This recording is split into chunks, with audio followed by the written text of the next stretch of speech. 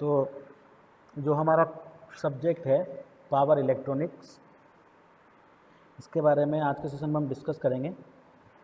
शुरुआत करेंगे आज हम पावर इलेक्ट्रॉनिक्स की। आज जो हम टॉपिक्स डिस्कस करने वाले हैं, सबसे पहले आपको introduction what is power electronics, then application of power electronic devices, then power semiconductor devices कौन कौन सी होती हैं, और उसके बाद जो हमारा पहला टॉपिक है सिलिकॉन कंट्रोल्ड रेक्टिफायर, उसके बारे में आज चर्चा करेंगे।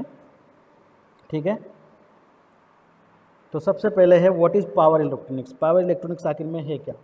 लास्ट ईयर आपने एक सब्जेक्ट था बेसिक इलेक्ट्रॉनिक्स, उसके बारे में पढ़ा है। पावर इलेक्ट्रॉनिक्स क्या होता है आज के वक्त में।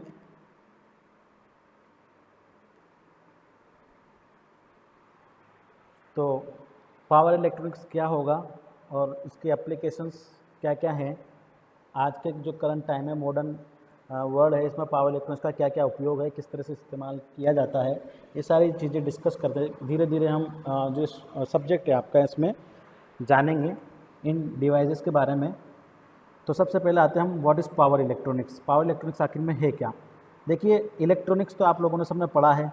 इलेक्ट्रॉनिक्स में हम जानते हैं कौन कौन सी डिवाइस होती है। डायोड हो गए, ट्रांजिस्टर्स हो गए, मॉसफेट हो गए, आईजीबीटी हो गए, इन सब के बारे में हमने प्रीवियस जो हमारा ईयर था सेकंड ईयर, उसमें हमने इन सब के बारे में पढ़ा है। लेकिन हमने ये देखा है कि ये जो भी इलेक्ट्रॉनिक्स आइटम है, इनका जो इस्तेमाल है वो लो वोल्टेज पे किया जाता है। 12 वोल्ट, 6 वोल्ट, 3 वोल्ट, है ना।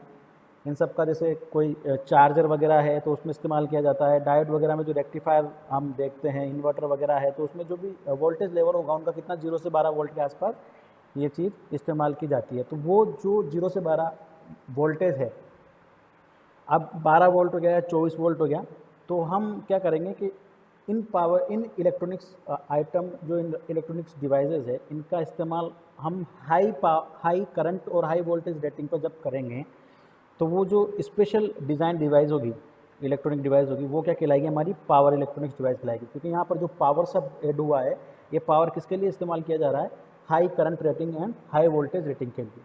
ठीक है, 24 वोल्ट के अबो, ठीक है, 24 वोल्ट के अबो जितने भी मतलब उपकरण होंगे, इलेक्ट्रॉनिक्स उपकरण, वो किसके कैटेगरी में आ जाएंगे, पावर इलेक्ट्रॉनिक्स में। वैसे जनरली जो पावर इलेक्ट्रॉनिक स्विचेज़ हैं या पावर इलेक्ट्रॉनिक्स डिवाइसेज हैं, वो 240 या 440 230 या 440 वोल्ट के ऊपर इस्तेमाल की जाने वाली चीज़ें होती हैं। ठीक है ना। तो अब यहाँ पर देखते हैं हम सबसे पहले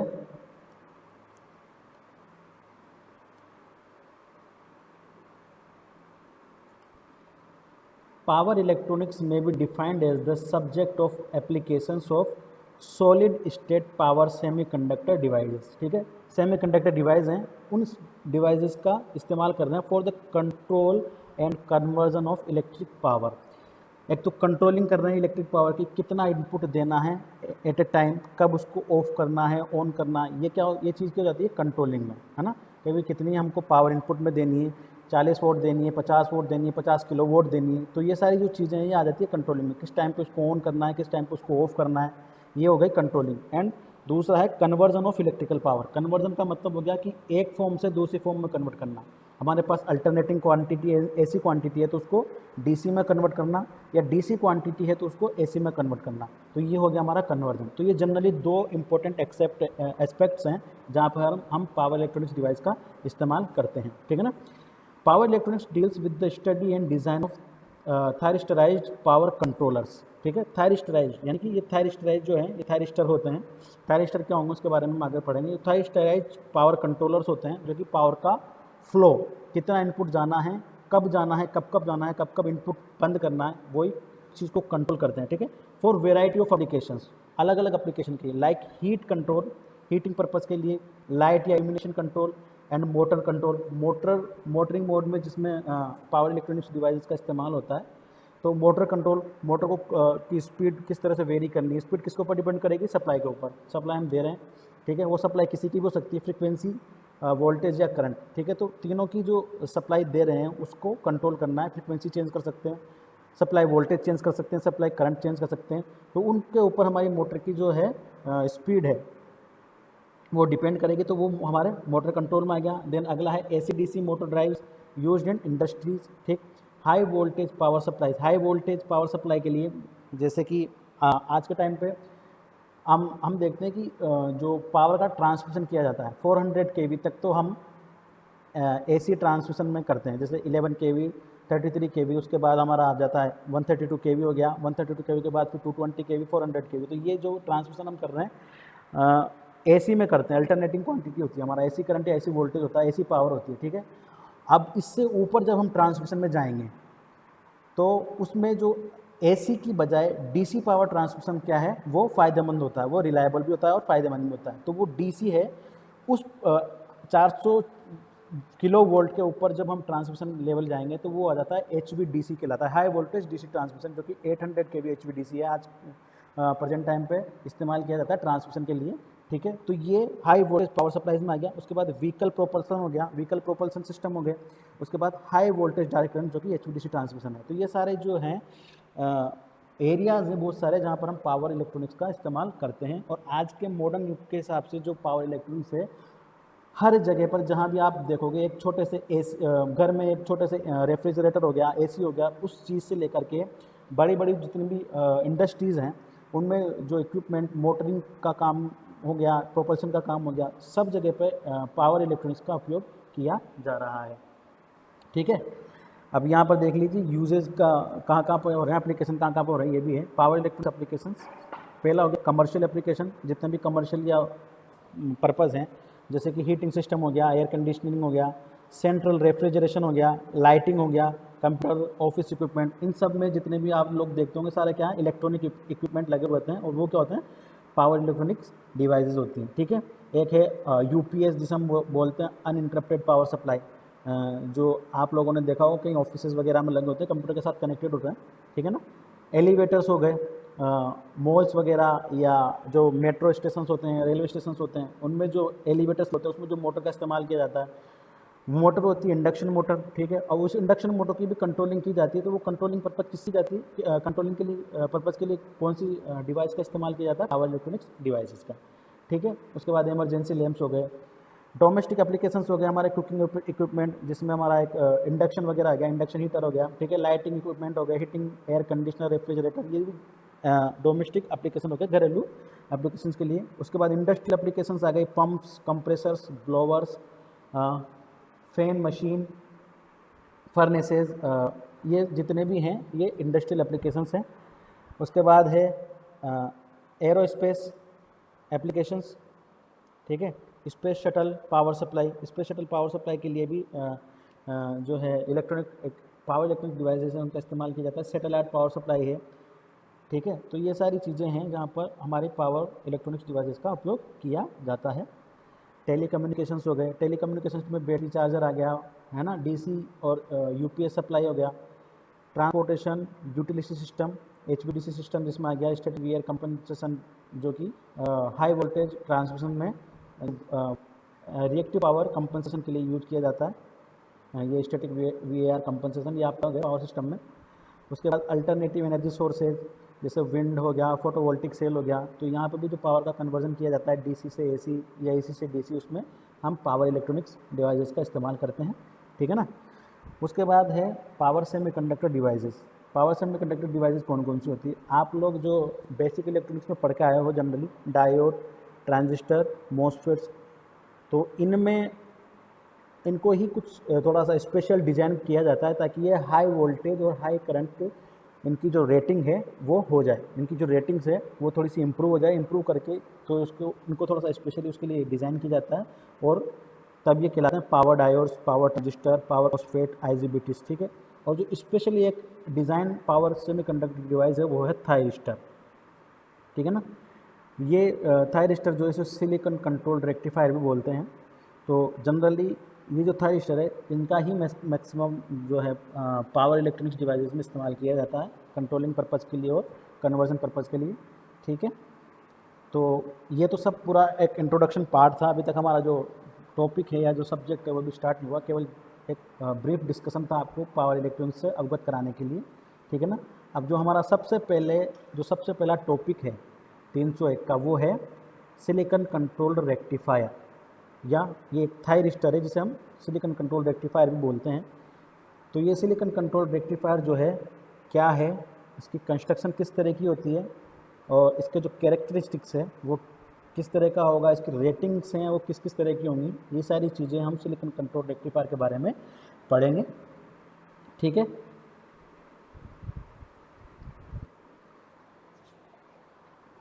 तो सबसे पहले चलते हैं अपन silicon controlled rectifier. A silicon controlled rectifier or semiconductor controlled rectifier is a 4-layer solid state current controlling unidirectional device। ठीक है, जो एक SCR है, सिलिकॉन कंट्रोल रेक्टिफायर या सेमीकंडक्टर कंट्रोल रेक्टिफायर भी बोलते हैं इसे। ठीक है, इज ए 4-लेयर्ड solid state current controlling. 4 layer मतलब इसमें 4 लेयर होंगी। जो सेमीकंडक्टर हम इस्तेमाल करते हैं उसमें उनकी 4 लेयर होंगी। ठीक है, वो किसी भी टाइप की हो सकती है, पी टाइप, एन टाइप, वो आगे देखेंगे अभी। जिस तरह से 2 टाइप के हमारे सेमीकंडक्टर होते हैं, पी टाइप और एन टाइप, तो उनकी पी टाइप और एन टाइप से मिलकर ये 4 अलग अलग लेयर से मिलके बना होगा करंट कंट्रोलिंग। करंट कंट्रोलिंग इसलिए बोलते हैं इसे क्योंकि इसको ऑन या ऑफ करने के लिए जनरली किसका इस्तेमाल किया जाता है, करंट का। करंट को बढ़ा करके या घटा करके इसको ऑन ऑफ किया जाएगा। ठीक है ना, इसलिए इसको करंट कंट्रोल डिवाइस बोलते हैं। एंड यूनिडायरेक्शनल, यूनिडायरेक्शनल क्यों होगा, क्योंकि ये एक ही डायरेक्शन में इसमें करंट का फ्लो हो सकता है। जस्ट लाइक डायोड, डायोड में हम जानते हैं कि एक बार फॉरवर्ड बायस हुआ तो उसमें एक ही डायरेक्शन में करंट का फ्लो होगा। ठीक है, तो इसीलिए ये भी यूनिडायरेक्शनल है। इसमें एनोड टू कैथोड ही आगे देखेंगे हम, एनोड कैथोड क्या है, एक ही डायरेक्शन में इसमें करंट का फ्लो होगा। ठीक है, तो सिलिकॉन कंट्रोल रेक्टिफायर वो क्या है, सॉलिड स्टेट 4-लेयर्ड करंट कंट्रोलिंग यूनिडायरेक्शनल डिवाइस है। ठीक, उसके बाद ये जो नाम है सिलिकॉन कंट्रोल रेक्टिफायर, ये जनरली जो थायरिस्टर होता है उसको इसकी एक कंपनी जिसने पहले बनाया था, जनरल इलेक्ट्रिक कंपनी, उसने ये एक नाम दिया जो इसका ट्रेड नेम बन गया है। ठीक है ना, इसका जनरली नाम थायरिस्टर है लेकिन एक कंपनी ने दिया है इसे, तो ये जनरल इलेक्ट्रिक कंपनी, तो ये सिलिकॉन कंट्रोल रेक्टिफायर इसका ट्रेड नेम बन गया है। जैसे हम जानते हैं जनरली जो एक डिटर्जेंट होता है, वॉशिंग पाउडर डिटर्जेंट, जिसको हम जनरली अपने लोकल लैंग्वेज में सर्फ बोलते हैं। सर्फ क्या है, एक कंपनी का नाम है लेकिन वो एक ट्रेड नेम बन गया। इसी तरह से SCR भी एक कंपनी ने नाम दिया था रेक्टिफायर को, थायरिस्टर को, लेकिन ये इसका क्या है, ट्रेड नेम बन गया है। ठीक है, उसके बाद अगला है SCR are mainly used in electronic devices that require control of high voltage and high power. आ गया यहाँ पे SCR का जो जनरल इस्तेमाल किया जाता है हाई पावर कंट्रोल के लिए किया जाता है। हाई पावर से मतलब वोल्टेज रेटिंग हाई होगी और करंट रेटिंग हाई होगी। ठीक है ना, this makes them applicable in medium and high AC power operation such as motor control function. एक एग्जांपल है। तो जनरली इनकी जो डिज़ाइन होती है वो हाई पावर ऑपरेशन के लिए ही इनकी डिज़ाइन की जाती है, तो इनका इस्तेमाल हाई पावर ऑपरेशन के लिए किया जाता है। उसके बाद आता है कंस्ट्रक्शन। SCR इज़ ए 4-लेयर and 3 terminal device. 4 layer and 3 terminal, 3 terminal होंगे लेकिन लेयर कितनी होंगी, 4 होंगी। जो टर्मिनल होंगे वो होंगे anode, cathode and gate, as shown in the figure. 3 terminal कौन कौन से होंगे, anode, cathode and gate. Anode को ए से रिप्रेजेंट करेंगे, कैथोड को के से रिप्रेजेंट करेंगे, सी से नहीं करेंगे, देख लेना यहाँ पे। कैथोड को के से रिप्रेजेंट करेंगे और गेट को जी से जनरली रिप्रेजेंट किया जाता है। तो 3 तो टर्मिनल हैं और 4 इसमें लेयर होंगी। ये देखिए यहाँ पर इस तरह का ये होगा। तो जो 4 लेयर हैं, पहली ये P, दूसरी N, तीसरी P, चौथी N, इस तरह से ये 4 लेयर इसमें होंगी। चारों का जो डोपिंग लेवल है, जो इम्प्योरिटी लेवल जो बोलते हैं ना हम डोपिंग, जो डोपिंग लेवल है चारों लेयर्स का अलग अलग होगा। ठीक है, सबसे पहले P टाइप सेमीकंडक्टर, उसके बाद N टाइप सेमीकंडक्टर, फिर P type semiconductor, then N type semiconductor. जिस तरह से हमने पहले देखा था ट्रांजिस्टर में भी एक ट्रांजिस्टर में 3 लेयर होती है, 3 PNP या NPN 3 लेयर होंगी। तीनों में जो जैसे एमीटर, बेस और कलेक्टर 3 टर्मिनल उसमें भी थे। तीनों लेयर की जो डोपिंग लेवल थी अलग अलग थी, है ना, और तीनों लेयर की जो साइज़ थी वो भी अलग अलग थी। सिमिलरली हमारे इसमें भी SCR में ये 4 लेयर हैं। चारों लेयर की डोपिंग लेवल कितनी परसेंटेज उनमें डोपिंग की गई है और उनकी जो साइजेज है वो भी अलग अलग होगी डिपेंडिंग ऑन देयर यूज़, उनके इस्तेमाल के ऊपर वो चीज़ डिपेंड करेगी। तो ये जो 4 लेयर हैं, 4 लेयर से मिलकर कितने जंक्शन क्रिएट हो रहे हैं यहाँ पर, 3 जंक्शन। पहला जंक्शन P और N के बीच में है, जंक्शन J2 है वो N और P के बीच में है, और जंक्शन J3 है वो P और N के बीच में। ठीक है, ये दो टर्मिनल हो गए यहाँ पर, एनोड और कैथोड। तीसरा टर्मिनल यहाँ पे होगा हमारा, जिसे हम बोलेंगे गेट। ठीक, इस कैथोड के पास वाला जो जंक्शन है वहाँ पर तीसरा हमारा टर्मिनल होगा, जिसे हम बोलेंगे गेट। ठीक है, ये इसका सिंबॉलिक रिप्रेजेंटेशन है हमारे SCR का। ठीक है ना। डायोड, और डायोड में एक टिल्टेड लाइन निकाल के गए, ये जो कि है गेट। ठीक है, तो ये जो है रिप्रेजेंटेशन हमारा सिंबॉलिक रिप्रेजेंटेशन, ये है SCR का। ठीक है, तो इसको देखते हैं। It has 3 PN junction, J1 J2 3, है ना। और gate terminal is attached to the P layer, ये इस P लेयर पे हमारा गेट टर्मिनल अटैच्ड होगा नियर द कैथोड टर्मिनल। ठीक है ना, तो यहाँ पर हमारा गेट टर्मिनल होता है। उसके बाद the level of doping varies between the different layers of the thyristor. जो तीनों लेयर हैं, चारों जो लेयर हैं या तीनों जंक्शन हैं, उनमें अलग अलग डोपिंग होगी। ठीक है ना। सबसे पहले जो कैथोड है, ये जो लेयर है ये सबसे हेवीली डोप्ड होगा। The gate and anode are the next heavily dope. Gate terminal ये है और ये एनोड है। ये कैथोड के बाद जो डोपिंग लेवल है उसके बाद इनका नंबर आएगा दोनों का। ठीक है, मतलब P और ये P दोनों बराबर होंगे। Lowest doping level is then the central N type level, इसका जो है डोपिंग लेवल सबसे कम होता है। ठीक है, तो ये डोपिंग लेयर हो गया इनका। उसके बाद दीज जंक्शन आर इधर एलॉयड और diffused based on the type of construction. ये एलॉयड कर सकते हैं या डिफ्यूज भी कर सकते हैं इनको। किस तरह से इनकी आपस में लेयर को जोड़ा जाता है वो इनके कंस्ट्रक्शन के ऊपर डिपेंड करता है। उसके बाद वर्किंग और mode of operation of SCR के कितने मोड ऑफ ऑपरेशन होंगे। ठीक है ना, किस किस मोड में ये काम करता है। तो डिपेंडिंग ऑन द बायसिंग मतलब बायसिंग हम जानते हैं कि उनको जो हम कनेक्ट करते हैं सप्लाई से, ठीक है ना, वो होती है बायसिंग। तो डिपेंडिंग ऑन द बायसिंग, जैसे फॉरवर्ड बायस, रिवर्स बायस, जिस तरह से डायोड में होता था। फॉरवर्ड बायस कब होता था, जब P को हम पॉजिटिव से और N टाइप को नेगेटिव से कनेक्ट करते थे, तो वो फॉरवर्ड बायस होता था। इसी तरह से ये बायसिंग के अकॉर्डिंग जो SCR है उसके ऑपरेशन वो होंगे। 3 ऑपरेशन में हम उनको 3 मोड में डिवाइड किया हुआ है। पहला है फॉरवर्ड ब्लॉकिंग मोड, दूसरा है रिवर्स ब्लॉकिंग मोड, एंड जो तीसरा है वो है फॉरवर्ड कंडक्शन मोड। ठीक है, तो पहला आता है forward blocking mode. In this mode of operation anode terminal is made positive with respect to cathode. ठीक है, ये देखिए, ये जो मोड है ये मोड है फॉरवर्ड ब्लॉकिंग मोड। इसमें पहला ये जो एनोड है P टाइप, इसको हम पॉजिटिव करते हैं विद रेस्पेक्ट टू कैथोड, यानी कि कैथोड को नेगेटिव टर्मिनल से कनेक्ट किया गया है और एनोड को पॉजिटिव टर्मिनल से कनेक्ट किया गया है। ठीक है, तो ये हो गया इनका कनेक्शन। ठीक है, in this state junction J1 and J3 are forward biased. Junction J1 क्योंकि इसका P टाइप है, इस लेयर का, इस जंक्शन का जो P टाइप है वो किससे कनेक्टेड है, पॉजिटिव टर्मिनल से कनेक्टेड है, इसलिए ये जो जंक्शन है वो क्या हो गया, फॉरवर्ड बायस। सिमिलरली इस जंक्शन का जो नेगेटिव सेमीकंडक्टर है वो किससे कनेक्टेड है, नेगेटिव टर्मिनल से, इसलिए ये भी क्या हो गया, फॉरवर्ड बायस हो गया। तो जंक्शन J1 और जंक्शन J3 है वो क्या होंगे, यहाँ पर फॉरवर्ड बायस होंगे। ठीक है, due to this a small leakage current flows through the SCR। अभी हमने यहाँ पर देखिए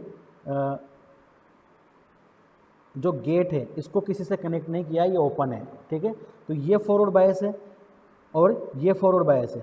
ठीक है ना, और ये जंक्शन J2 है वो क्या हो जाएगा, रिवर्स बायस हो जाएगा। ठीक है, रिवर्स बायस कैसे होगा कि यहाँ पर हम जंक्शन J2 का जो N टाइप है वो किससे कनेक्ट नज़र आ रहा है, पॉजिटिव से, और जो P टाइप है वो किससे कनेक्ट है यहाँ पर, नेगेटिव से। ठीक है, तो ये जंक्शन J2 वो क्या होगा, रिवर्स बायस होगा, ये वो फॉरवर्ड बायस होगा, और ये जंक्शन J3 फॉरवर्ड बायस होगा। तो इस वजह से ये दोनों तो फॉरवर्ड बायस हो गए, लेकिन ये रिवर्स बायस है। रिवर्स बायस की वजह से यहाँ पर जो करंट फ्लो करेगा वो स्मॉल, उसकी वैल्यू कम होगी, तो स्मॉल करंट फ्लो करेगा यहाँ से यहाँ तक, स्मॉल लीकेज करंट फ्लो करेगा फ्रॉम एनोड टू कैथोड। ठीक है ना, until the voltage apply across the SCR is more than the break over voltage।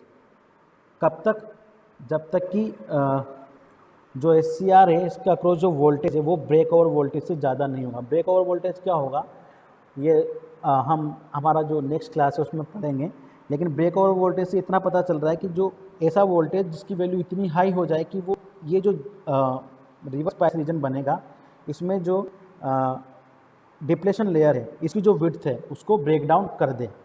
ठीक है ना, इसको ओवरकम कर जाए ताकि ये करंट पूरा फ्लो कर जाए। तो तब जब तक कि वो ब्रेक ओवर वोल्टेज हम इसका अक्रॉस अप्लाई नहीं करेंगे तब तक हमारा इसमें जो करंट फ्लो करेगा वो क्या होगा, स्मॉल वैल्यू लीकेज करंट होगा। ठीक है,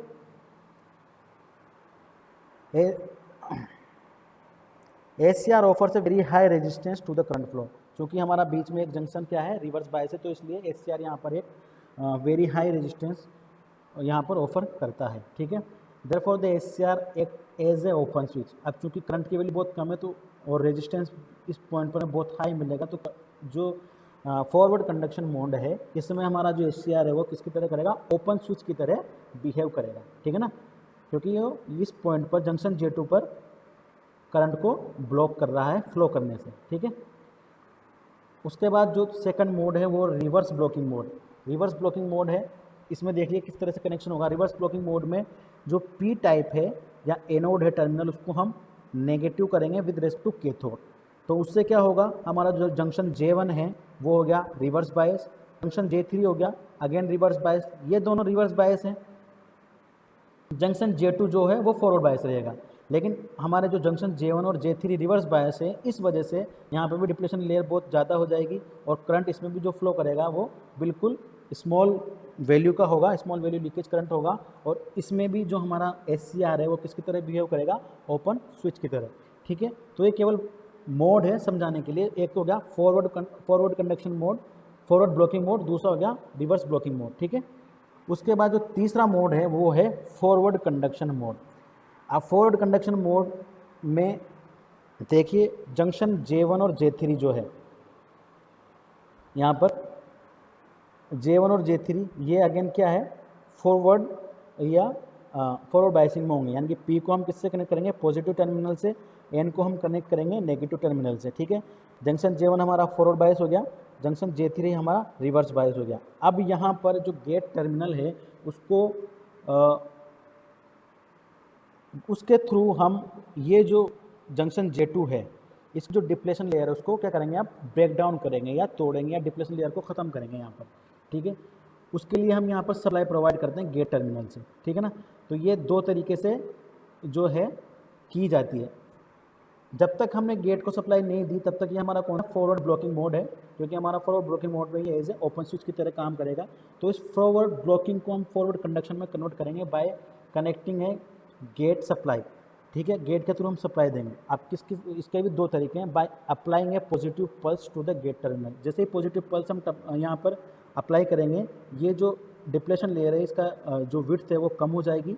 ठीक है, ख़त्म हो जाएगी और हमारा जो करंट है वो आसानी से यहाँ से यहाँ तक फ्लो कर जाएगा। यानी कि ये जो ओपन स्विच की तरह बिहेव कर रहा था वो अब किसकी तरह, क्लोज स्विच की तरह हमारा एसीआर बिहेव करेगा। ठीक है, और by increasing the forward voltage ये चीज़ कर सकते हैं। फॉरवर्ड वोल्टेज जो कि एनोड और कैथोड के बीच में, जैसे हम बोलते हैं ब्रेक ओवर वोल्टेज हमने बोला था, वो उसको इंक्रीज करके भी हम डिप्लेशन लेयर ख़त्म करके इसको क्लोज स्विच में कन्वर्ट कर सकते हैं। ठीक है, तो ये दो मेथड है एसीआर को कंडक्टिव मोड में लाने के लिए। बाकी इनके बारे में डिटेल में हम हमारे जो नेक्स्ट क्लासेज हैं उनमें पढ़ेंगे। तो once any one of those method is applied the available avalanche breakdown occurs at junction J2। Avalanche breakdown यहाँ पर हो जाएगा। एवलांच ब्रेकडाउन होते ही जो यहाँ की डिप्लेशन लेयर थी वो ख़त्म हो जाएगी और यहाँ पर एक फ्री पाथ जो आयंस हैं हमारे पास, इलेक्ट्रॉन या होल जो भी हैं, उसको मूव करने के लिए यहाँ पर इसको फ्री मूव करने के लिए यहाँ पर उनको पाथ मिल जाएगा। ठीक है, और हमारा जो एसीआर है वो ब्लॉकिंग मोड से कंडक्शन मोड में आ जाएगा। ठीक है, this result in sudden increase in the current flowing through the SCR, therefore the SCR turn into conduction mode and act as a closed switch. और हमारा एसीआर जो है वो एज ए क्लोज स्विच की तरह काम करेगा। ठीक है, और ये इसका वोल्टेज और करंट करेक्टरिस्टिक्स है, देख लीजिए यहाँ पर। सबसे पहले हम लेंगे reverse blocking mode. Reverse blocking mode में हमारा एनोड और कैथोड जो है वो क्या है, दोनों जंक्शन रिवर्स बायस में है, तो स्मॉल लीकेज करंट फ्लो करेगा। अब अगर मान लो हम रिवर्स ब्लॉकिंग मोड में जो अप्लाइड वोल्टेज है उसको बढ़ाएंगे और VBR जो है ब्रेक डाउन, जो रिवर्स ब्रेक डाउन वोल्टेज है उससे ज़्यादा करेंगे तो एवलांच ब्रेक डाउन हो जाएगा और जो करंट वो एक्सेस अमाउंट में फ्लो करेगा और हमारा एसीआर जो है वो ख़राब हो जाएगा, बर्न आउट हो जाएगा। ठीक है, उसके बाद फॉरवर्ड में जाएंगे हम, फॉरवर्ड कंडक्शन मोड। पहला है forward blocking mode. Forward blocking mode में एसीआर हमारा में जो जंक्शन J1 और J2 है वो फॉरवर्ड बायस में रहेंगे, लेकिन जो जंक्शन J1 और J3 है वो फॉरवर्ड बायस में रहेंगे, लेकिन जंक्शन J2 क्या है, रिवर्स बायस में रहेगा, इसलिए small value of leakage current flow करेगी। ठीक है, ये small value of leakage current flow करेगी। इसको हम कंडक्शन मोड में लाने के लिए या तो ब्रेक ओवर वोल्टेज बढ़ाएंगे, ब्रेक ओवर वोल्टेज बढ़ाते ही ये यहाँ से कंडक्शन मोड में आ जाएगा, या हम गेट के थ्रू फॉरवर्ड करंट देंगे। तो ये देखिए यहाँ पर IG1, IG2, IG3 जो 3 करंट शो कर रखी है, यहाँ पर गेट करंट शो कर रखी है। ठीक है, और हमारा जो SCR है वो किस में आ जाएगा, कंडक्शन मोड में आ जाएगा। कंडक्शन मोड में आते ही जो उसका रेजिस्टेंस है वो डाउन हो जाएगा। रेजिस्टेंस डाउन होगा तो उसका क्रॉस जो वोल्टेज ड्रॉप है उसकी वैल्यू कितनी है, यहाँ से कम हो जाएगी। ठीक है ना, कम होते ही हमारा जो फॉरवर्ड कंडक्शन मोड में आ जाएगा और इनपुट करंट की जो वैल्यू है वो इंक्रीज हो जाएगी। तो हमारा ग्राफ इस तरह से आ जाएगा। ठीक है, तो ये इसका VI कैरेक्टरिस्टिक्स है। ये यहाँ पर फॉरवर्ड लीकेज करंट है। ये IL और IH जो है वो है लेचिंग करंट और होल्डिंग करंट। तो ये लेचिंग करंट और होल्डिंग करंट क्या है ये हम हमारी नेक्स्ट क्लास में पढ़ेंगे। ठीक है ना, तो आज के सेशन में बस इतना ही।